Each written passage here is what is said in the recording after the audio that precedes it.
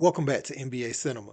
So today we're going to look at Monica McNutt as she breaks down some of the decisions that the Knicks coaching staff put into place in Game 5 that were huge in the blowout win over the Indiana Pacers, and looking forward to tomorrow, to see what can happen in Game 6. I think it was big time for Coach Stibbs to go with Deuce McBride in the starting lineup, and not just because of his offensive prowess, but the way that he gets his offense. When you had them blitzing Jalen Brunson so far out, towards half court to stop him from turning the corner, you got a couple options. Hartenstein being a good passer is able to look at both wings if DiVincenzo's open, or, Josh Hart is attacking or slashing or anything, right? So he can spot those things. And then you have Deuce McBride, who is out there with Jalen, and he's the player that you feel comfortable with, driving, pulling up, hitting the mid range, going all the way to the cup because he's a good athlete, or shooting the three ball, from distance. And he does that because he's a natural scorer. So that is one thing that Josh Hart and I ain't gonna really. I guess I could say DiVincenzo kind of lacks to the level that Deuce McBride is able to do it.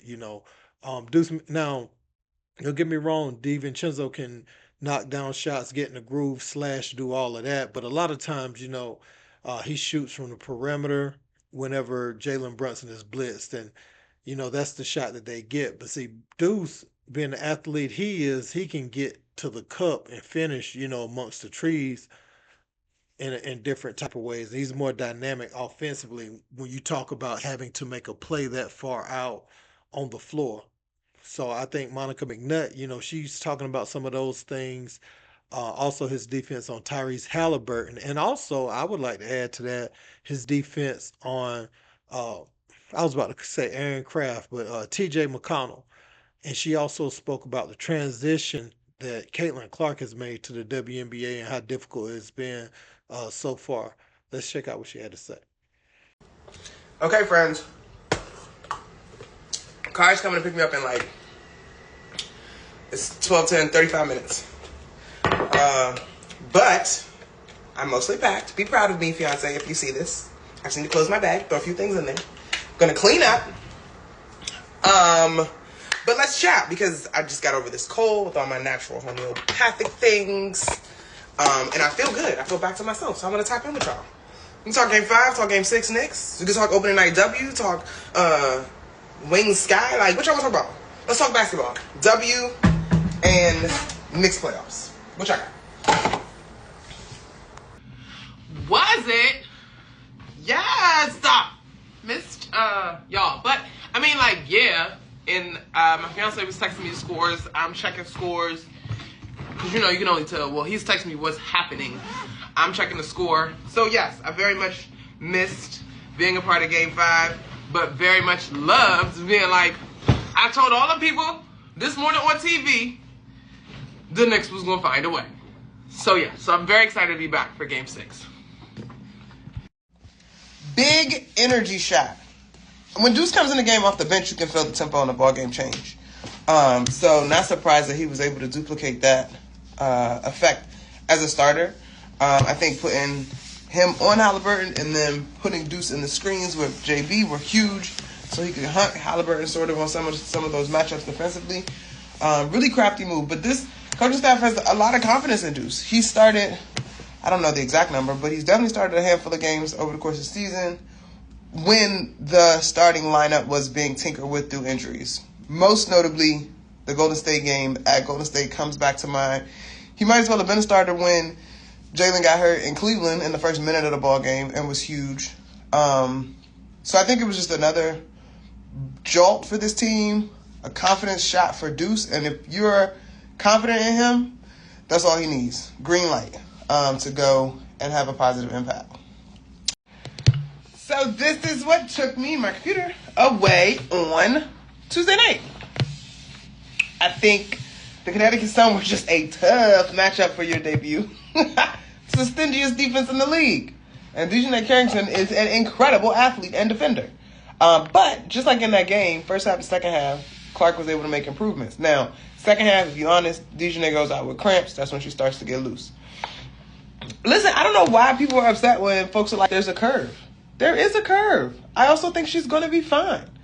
I'm sure she doesn't expect to have many more 10 turnover performances, but 20-point performances are probably coming. There's going to be better matchups in terms of teams that want to run and gun and score a whole bunch of points and are not as defensively stout as the Connecticut Sun. So she's going to be fine.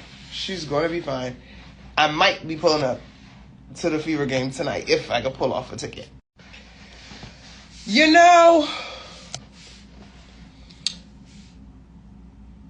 they're waiting on Chelsea Gray to get healthy. She's a huge difference maker. But other than that, continuity, continued improvement. The biggest threat in my mind is the Liberty. The Liberty looked a little sketch to start the season, but I'm going to go with it being game one. And ultimately, they did take care of business versus the Washington Mystics. I'm really curious about Seattle, but I think the same thing I say on the NBA side, doing stuff in year one is such an unusual feat. And that big three out there just came together. Do I think the Aces will? I don't know. Should they be favored? Yeah. But we just got started. We got to see how some of these teams going to look. And then BG back in Phoenix. What does that look like? They looked good without her opening night. So first, to touch on the Deuce McBride thing, I think they're going to roll with it in the next game. Now, it'll be interesting to see how Josh Hart defends Pascal Siakam, as he'll probably play better at home, their best offensive player, and that's asking a lot from Josh Hart, considering Pascal Siakam has actually one of the best tool sets for scoring, on the block. He has counter spins, fadeaway jumpers, can shoot the ball from the perimeter. So he's really a tough cover now. You can get some of that back on the glass because he's not the greatest rebounder. Miles Turner is getting beat by Hartenstein on the glass really bad, but he can shoot threes. So they're going to try their usual thing to try to outscore the Knicks. So if the Knicks can keep the pace the way they want it, and weather a few, a few storms throughout the game because they will be desperate, so they will be playing for their playoff lives. But if you can keep it at 10 or under, for the duration of the game, I feel like the Knicks will have a chance to pull it out.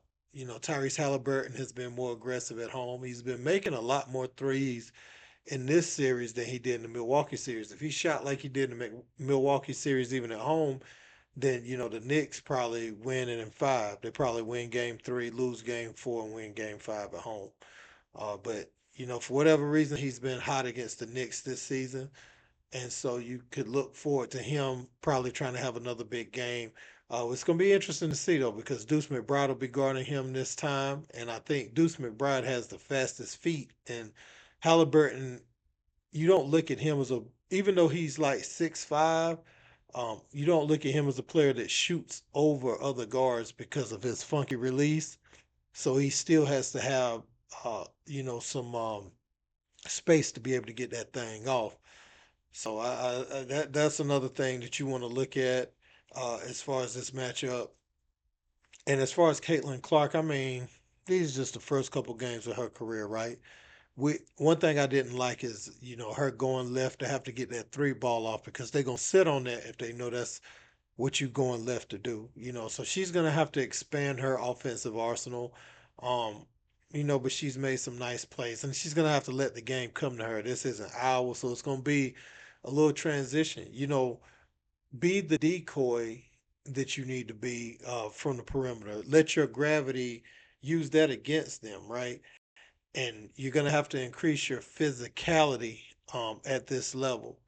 The young lady that was defending her, Carrington, in that first game, she's a phenomenal athlete, can guard. And so this stuff isn't surprising. And, Caitlin Clark is going to be fine. I mean, this is 2 games. I mean, they were talking about Wemby in the Summer League. So we can't look too much into these early returns as far as WNBA or NBA players. You have to kind of let the season go on and see how they progress. I think, if anything, it just proves what Diana Taurasi said was right as far as a transition.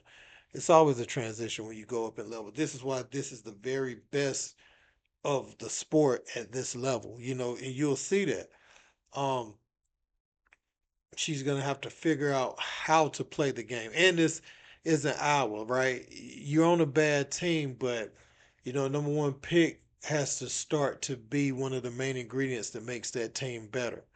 So, I mean, even if y'all are not nowhere near title contention, which I suspect you won't be, you need to show improvement. But, and your improvement needs to directly impact the team improvement somewhat this year, small goals, because you're going to have to get stronger in different things like that, fill out the game a little more.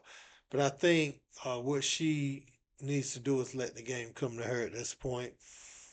Instead of trying to prove that she's, who they say she is, or trying to prove the vets wrong. I mean, the vets, they ain't lying. I mean, it's gonna be at this level, but she'll figure it out. I mean, she led Iowa to two straight championship games. I ain't worried about Caitlin Clark, man. So, let me know what you guys think in the comments. Don't forget to like, share, and subscribe. Till next time, peace.